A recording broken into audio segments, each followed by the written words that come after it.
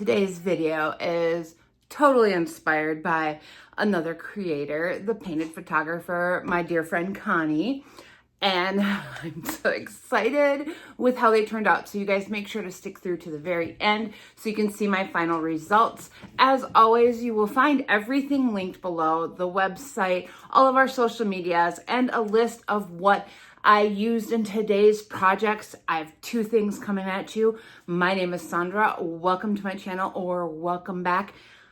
I do thrift flips, an occasional haul video of all the goodies I've found, booth flips.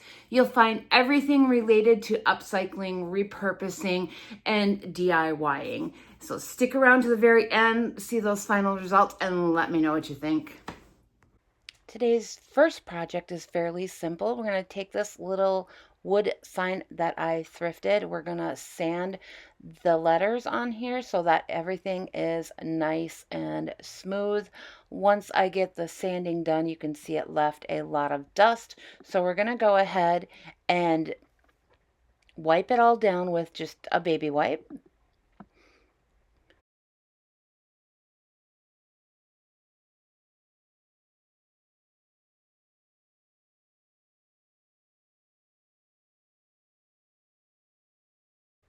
Then we're going to go ahead and take out White Swan by DIY, and we're going to give this 2 good coats. I don't even tape this off. I'm just going to use an artist brush instead.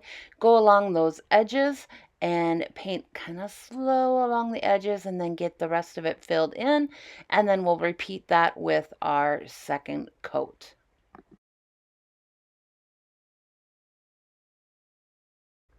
So we're going to go in with this White Swan so that one, we can camouflage the words and what was on here previously.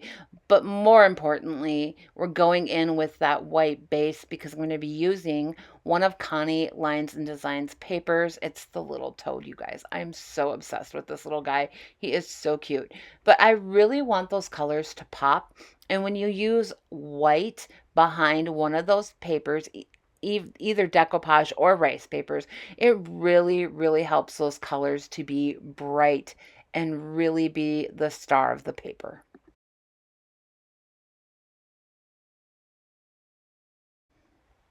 So here we go. I'm just going to go ahead and measure out where I want this guy to be. And I used my fingernail to kind of go along the edge so I knew exactly where to cut.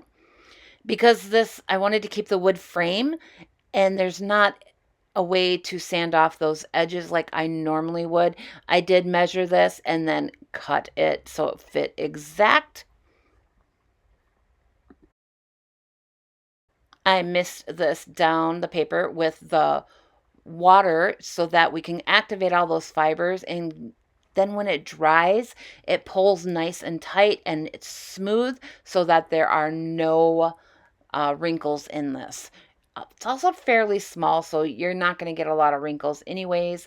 I did go ahead and apply liquid patina to the whole piece, and then I'm just going to lay my little toad down and go back over with a top coat of liquid patina, and then we are going to let him dry really well.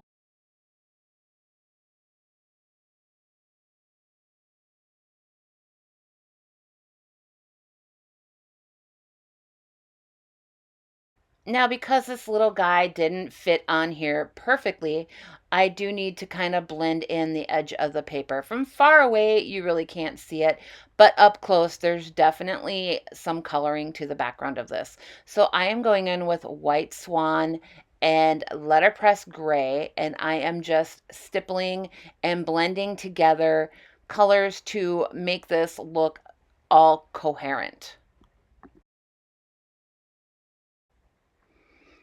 And you can see I'm just going in with both colors. I'll stipple one, I'll stipple the other over it, and then I do go in and just blend everything all together with the brush as I'm going along.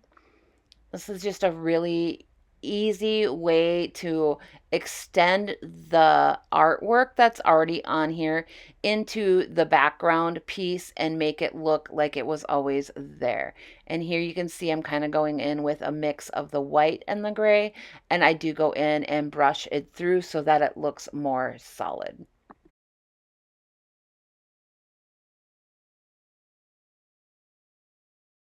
Make sure you guys stick around to the very end to see the final result of this piece. For project 2, I'm not going to lie, I've been wanting to try this ever since I saw Connie, the painter photographer, do this. So I'm going to take this tin. I think I got this around Christmas time for like $2. The little decal that was on this is definitely raised, and I wanted to kind of smooth out those edges, which I kind of boo-booed on y'all. After I wiped off all of the sanding dust, I do go in with the white swan paint. This will get 2 coats of white swan, and you all are probably wondering how I boo-booed. Because I broke the seal of the paint by sanding down the edges of that decal, it got bleed through. And I do work with that bleed through, and you guys, you won't believe the final results. It turned out amazing. But I do put these 2 coats on, letting it dry very thoroughly in between so that I'm not pulling any of that paint up.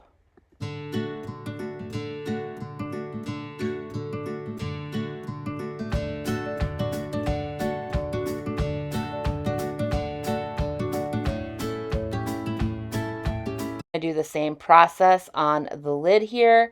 I'm just going to go in and paint it with 2 coats of white swan.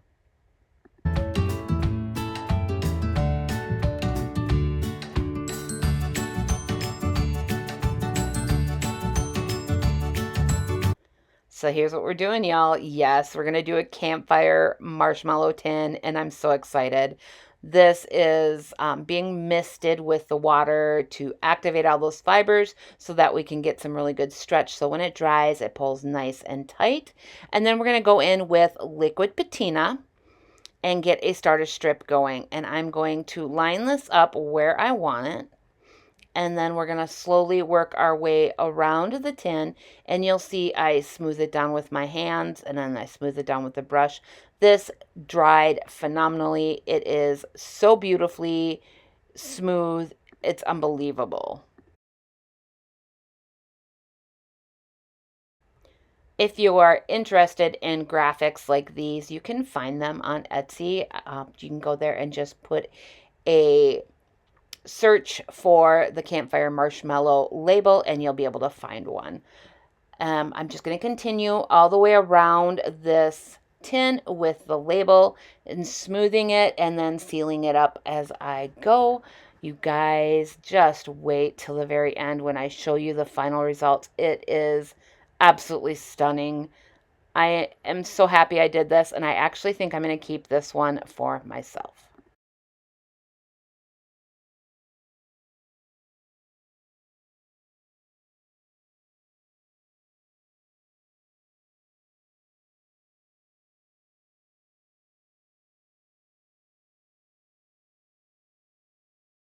As you can see, this rice paper just smooths down beautifully. I'm having 0 issues with any wrinkles in there. If there are any, I am just simply smoothing them out with my hand. I'm not even going in with any sort of special tool or anything. It's just all coming along very, very nicely.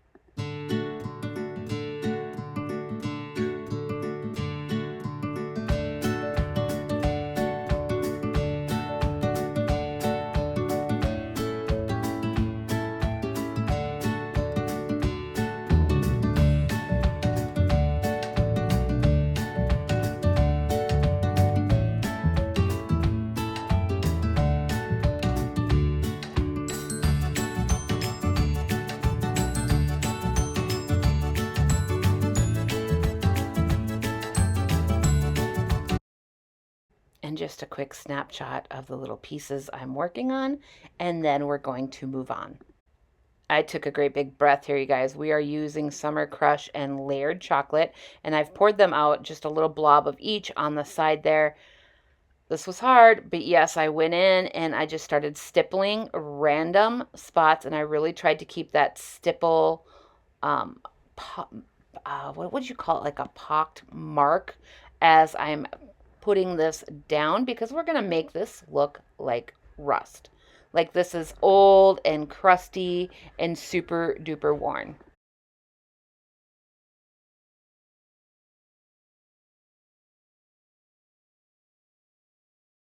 We're going to go in and repeat this same process on the tin itself. And remember me mentioning those bleed through marks. I am going to actually use the paint over those marks to kind of camouflage and blend those in. You guys, I was like holding my breath because it's really hard to go over this beautifully smooth, sealed up label. I was sweating it out because those are some dark colors and they're not going to come off fully. But the final result is so stunning and so amazing. I'm like in shock. It really worked good. This is a process that I watched Connie do, and I'll link her page below because she has some really good techniques that she uses on her upcycles that y'all need to see.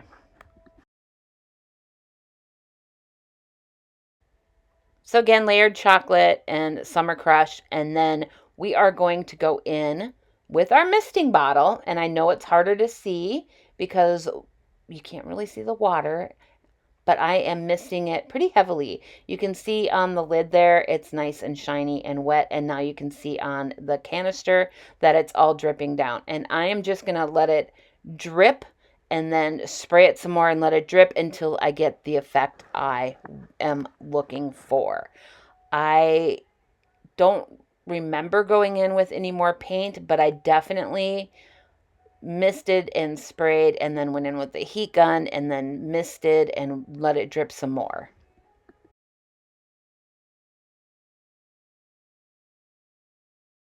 And this is where we are at. You can see it's drying up, and I am going to go in and use the heat gun and finish drying it.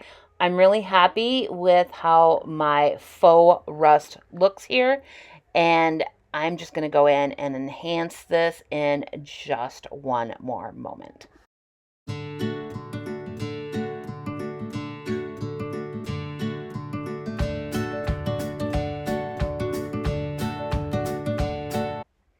My final step is just to go ahead and take some dark wax by DIY, and we're going to put that across the whole lid and then buff it out, and then go along the top and the bottom of the canister as well as along the seam, and then buff it out. I just didn't want the rest of the label to look bright white. I wanted that to have some age as well.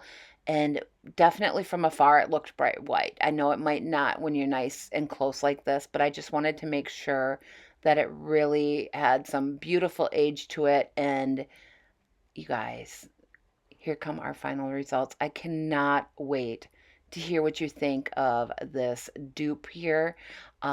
Follow Connie if you're not already, because her work is incredible and she's such an amazing teacher. And she has inspired a couple of my videos recently, and I couldn't be happier with the pieces I have done.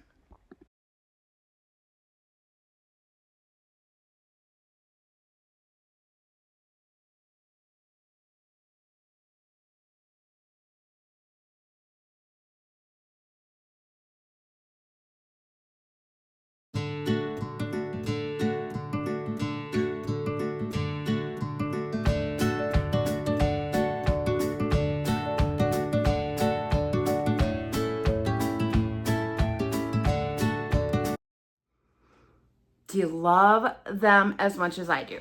I think both things are staying here with me. In fact, I think my tin, I just did. Let me see if I can get this to angle up. Oh, I can't, y'all. I think my tin is gonna go right up here by those amazing hat boxes I found at the Goodwill bins in Appleton, Wisconsin when we were at Sonnet's Retreat last year. So I think it's gonna go right up there. I am loving it. And my little frog actually might go in my Hoosier cabinet here too, just cause I like him, and he's green, and he'll go with my jadeite. So let me know your thoughts below, and thanks for watching. I really appreciate it. We'll see you on Friday.